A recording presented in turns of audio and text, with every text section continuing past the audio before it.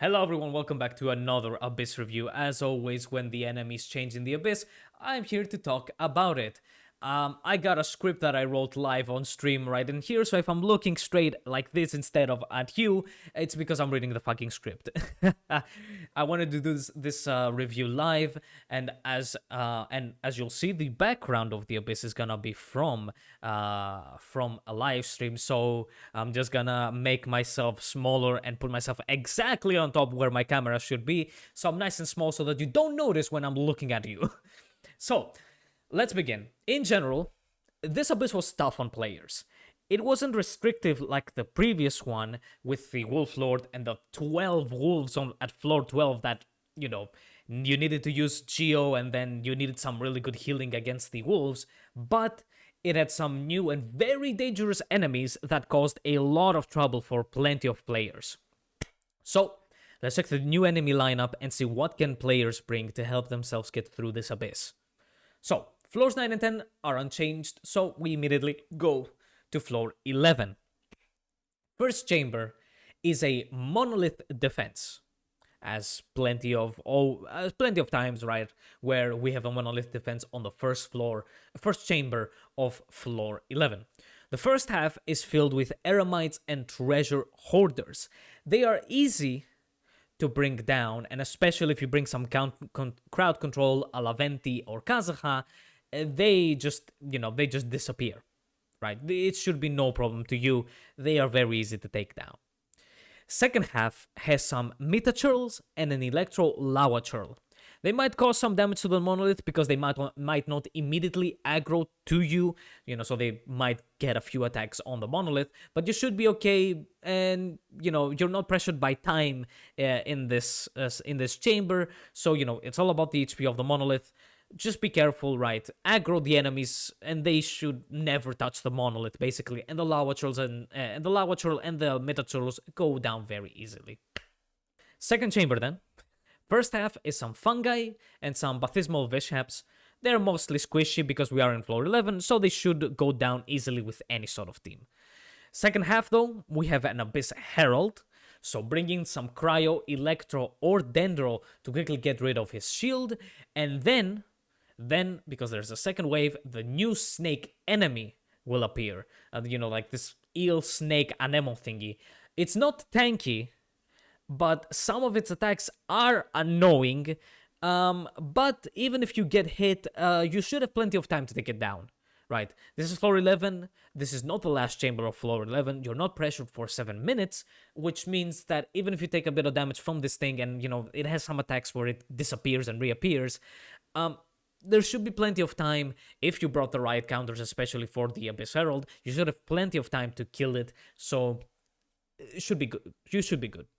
And in the last chamber of floor 11, we have some Nobushis and Kairagis alongside some slimes on the first half. It's just some Nobushis and Kairagis. Some good AoE will very easily kill everything on sight, so it's an easy half. And in the second half, there is the Electro Regisvine. Just bring some Electro counters, since you already brought maybe, some counters to deal with the Herald in the previous half, right, in the previous chamber. Just bring Electro counters to stun it, right, to take its weak point out. Don't worry about taking a bit of time to stun it, because the Electro Regisvine, unlike the other ones, does take more hits to its core in order to break it compared to the other ones. But once you do it, this thing has no HP whatsoever and it just dies instantly. So don't worry, it will take some time. Also, the weak point spawns in its eye, in its corolla, instead of down at the roots, unlike the other Regisvines. But don't worry, it just dies, right? Once you break it, which again can take a bit of time, it dies. It seriously just dies. So that's floor 11. Nothing crazy. Some good AoE is nice. There's the Dendro damage bonus, I believe. I don't think it's Anemo damage. It's Dendro damage because of Al Haytham. So bring in some Dendro units. Maybe, bring Nahida, bring Tinari, bring, of course, Al Haytham. And you'll easily use the bonus. And most likely you're going to bring a Dendro character to the second half, because Dendro is really good against the Herald. And it's also really good against the Regisvine. So, if you need a bit of help, take advantage of the extra elemental damage bonus. But this floor, like floor 11, is nothing crazy. Unlike, I believe, I don't remember if it was the previous Abyss, there were some Abysses where floor 11 did have a few enemies that were kind of annoying and could, like, hit you a bit. So, or maybe they had some sort of weird boss, right? We had the Electro Red just fine isn't anything, but maybe when we had, like, what was it, the Cryo Hypothesis, some people had trouble with that. That's not it for this one. Floor 11 is really easy, don't worry. On to floor 12 then, though. Starting, of course, with the first chamber, we have on the first half some ruin enemies that spawn one after the other. This is a big time waster, and also can be tough on team rotations, right? If you have a lot of burst reliant teams, these enemies spawning one after the other means that you might need to go through a whole rotation just for one enemy before the other one spawns, which can really hurt you in terms of energy and other things. So again, it can definitely hurt your rotation. So you might need to adapt to the multiple wave spawning of this half. But the rune enemies don't have that much health.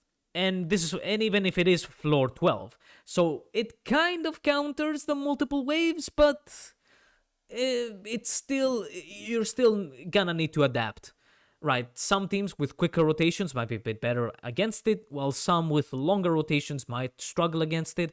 It might struggle a bit against the multiple counters, multiple waves. But again, rune enemies have been so many times on floor 12. This isn't even floor 12-3, so they don't have that much health. Just don't bring physical, because these are ruin enemies. Rest in peace, Eula and Razor users. On the second half of the first chamber, we've got, in this specific order, because there's 3 waves, Whopper Flowers, Abyss Mages, and then Eremites. Some really good AoEs needed here. Well, you can, of course, complete this half with single target. I did it with double Geo Hutao, and it was... I did it, like, it wasn't hard. It became so much easier with someone like Xiao, for example. Especially on the Abyss Mages, Swirl is really good to break their shields the quickest, and it's very clear they made especially this half for Xiao.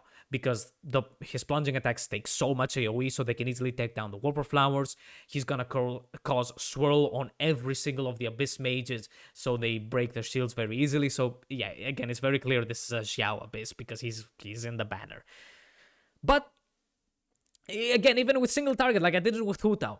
With Hutao and double Geo, which means I'm only using Pyro and Hydro to break these guys' shields, and barely Albedo and Zhongli will break them. So again, some AoE, especially if you bring Kazaha, Venti, whoever, it's gonna absolutely destroy the Abyss Mages, and this whole chamber isn't tough.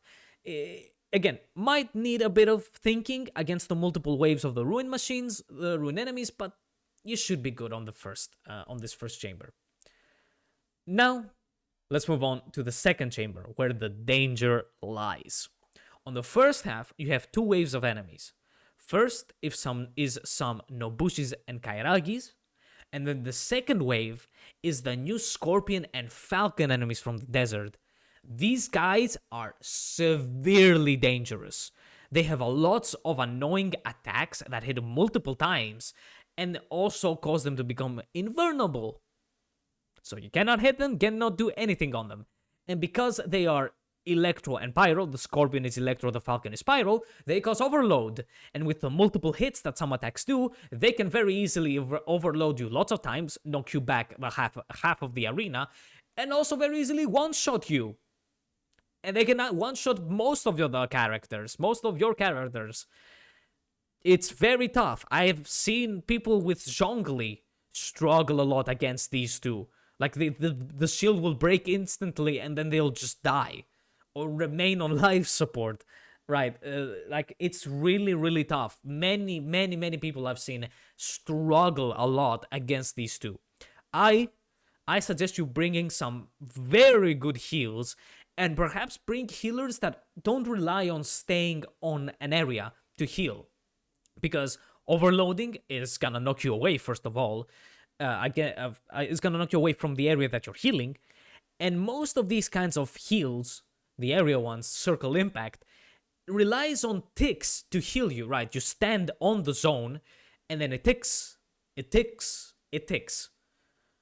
I've seen some inconsistency with being high up. So maybe while you're being overloaded and you're up in the air, you might actually not get the heal ticks. But the main thing is that again, you gotta wait.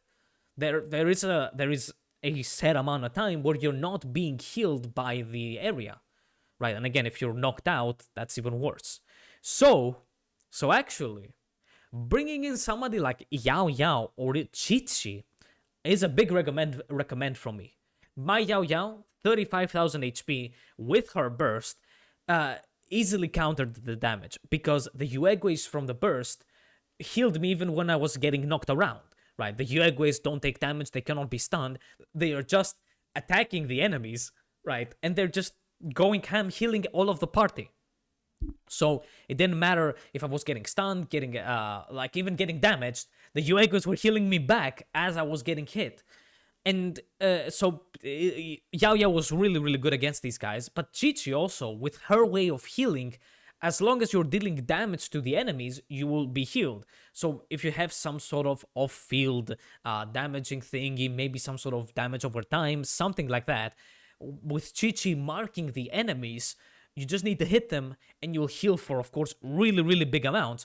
Plus, if you have her skill active, you will also get some passive healing, in a few ticks, which can sometimes just save you. So, yeah, Chi is kind of really useful against these two fuckers.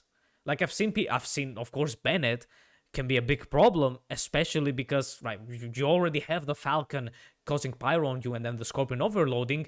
Now you're adding even more pyro to the mix so the Scorpion can overload you and kill you, right? Diona, of course, maybe her shields or heals might not be as good. Her circle, right? Her circle is pretty small, so you might just get overloaded away. Or even the enemy, right? The Scorpion and the Falcon are kind of big. They have big hitboxes, so they could easily just stand in the area and block you from entering it, right? And lots of other healers, even Kokomi and such, like they can have trouble against them. Like with Kokomi, you might have the jellyfish, right? But with her burst, she needs to attack in order to heal the entire party, which can very easily result in Kokomi being overloaded, so she actually might not be able to attack. And depending on your builds, she might not have as much HP as somebody like Yao Yao. Or Chi has a lot of defense, so she might actually just tank all of it.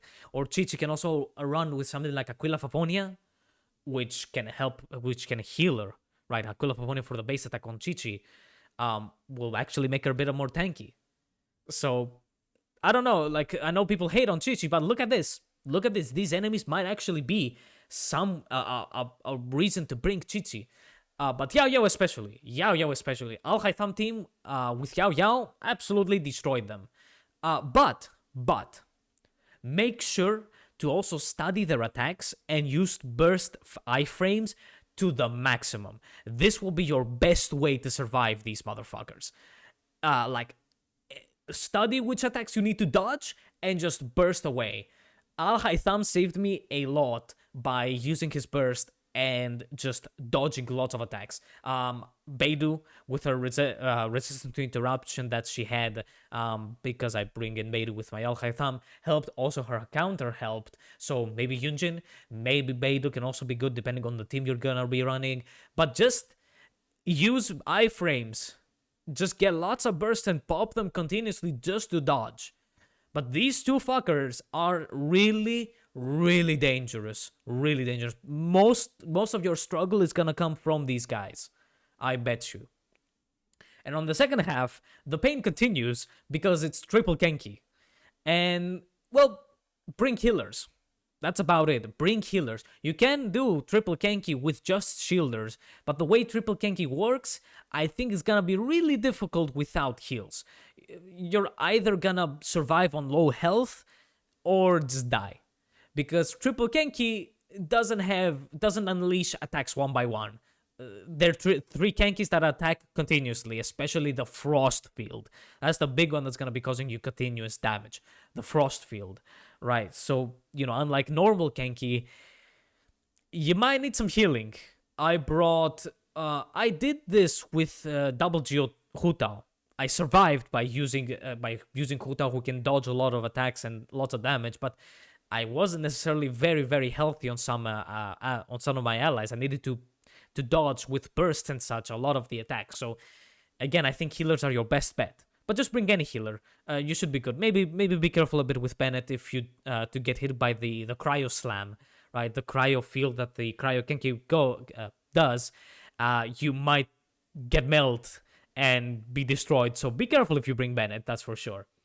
But triple Genki can go down very easily with both single target teams and AoE. So like they don't have health, they don't have lots of health, each of them. They don't have invulnerability phases like normal Genki, so they can go down easily, but be careful, he can cause damage. All of them can cause a lot of damage. And then last chamber is, last chamber, first half is Asimon. He has appeared before, so bring some Electro and maybe some Dendro to easily defeat him. That's about it. You should already know what Asimon does since he appeared in the Abyss again. Some Electro to reveal him when it goes invisible. Dendro as well, because it easily deals with it, because it also like does really well against him. You're just done. Like, you should be really good. Asimon is easy. Right now, he's become kind of easy. A bit restrictive again with the Electro, but I think we're okay.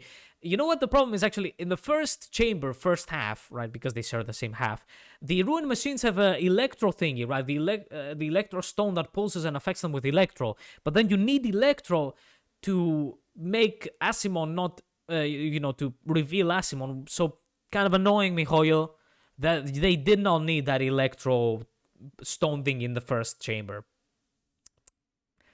Whatever. First half of 12-3 is pretty easy. Second half, we have two waves here, where the first one is some Eremites, and the second one is the new spirit animal Eremites. There's the Animal Girl, and then two new ones, the one with the hoop, and then the other one that shares I don't remember her animal. She doesn't have some sort of special level. I think she uses a catalyst. She shares the same model with the chick, the Tanit camp leader from the quest. I don't remember her name, like something I think it was.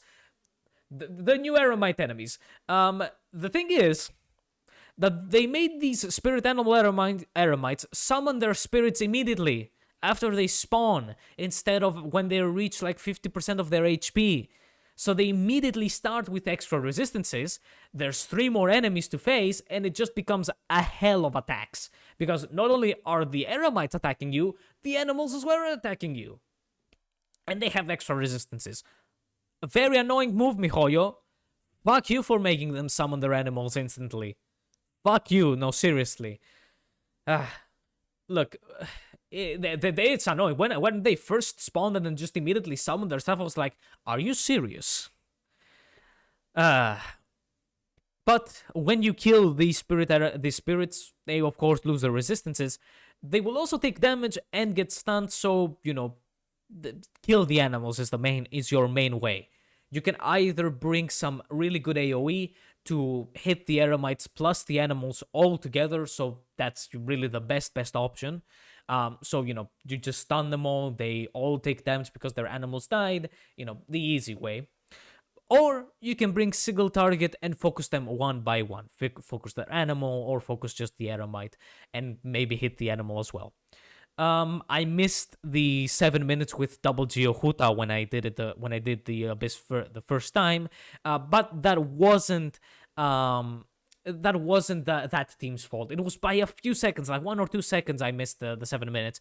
I did an oopsie with Al-Haytham against Asimon. I didn't do the rotation correctly, and that's where I lost my time. So I'm pretty sure that I was sure that Huta could do it, but then I killed all of the enemies and I had to restart the Abyss. I just at the last moment pressed the start button to hit retry, but I wasn't quick enough. And that's why I brought Xiao later, and it was an absolute cakewalk. Xiao absolutely destroyed it. Yeah, as I said before, this Abyss is super easy with Al-Haytham and Xiao. Because they are the banner 5 stars, so the Abyss is tailor-made for them. So, but both characters are really good to have for your account. Xiao is amazing at AoE, and Al-Haytham is an amazing Dendro DPS. They are easy to build as well, and easy to play. Like, even Al-Haitham isn't extremely complicated, don't worry.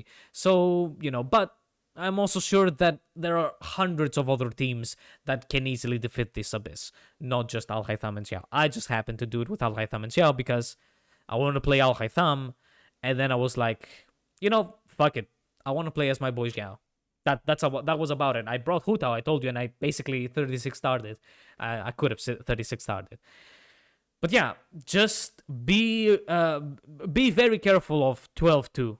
Those two enemies are very dangerous. And the Spirit Eremites. Be careful with them because they can take a lot of your time, and with 6 enemies on you with crazy attacks, they can hurt. And also careful a bit with triple Genki. That's it from me. Subscribe, of course, to help the channel. Like the video to also help the channel. And follow the streams on Twitch. This was recorded live there. So, come in and enjoy the streams. Goodbye.